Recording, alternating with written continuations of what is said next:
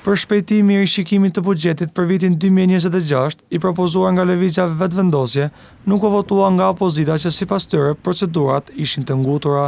Ky rishikim, sipas qeverisë, parashit pakun mbështetëse për qytetarët që lidhet me inflacionin e që ka vlerën për 200 milion euro. E kjo pako, përveç të tjerash, mendohej që do të përkrahte edhe punëtorët e sektorit privat. Për këtë vendim, foli kryetari i Aleancës Kosovare të Bizneseve, Argjend Fetau. E kemi mirëprit këtë projekt ligj dhe kemi prit që partitë opozitare ta votojnë, sepse ka qenë vlera 200 milion, ky 200 milion kishte dalë në qarkullim. Por fatkeqësisht nuk e ndodhi. Duke po inflacioni i cili është ngrit, importin e kemi tepër të lartë, bizneset e kemi tepër në situatë të rënduar, i kemi në shurje, i kemi në kredina, i kemi situatë tepër të keqe. Po ashtu, ai tregoi rreth marrëdhënieve mes politikës, elektoratit dhe bizneseve.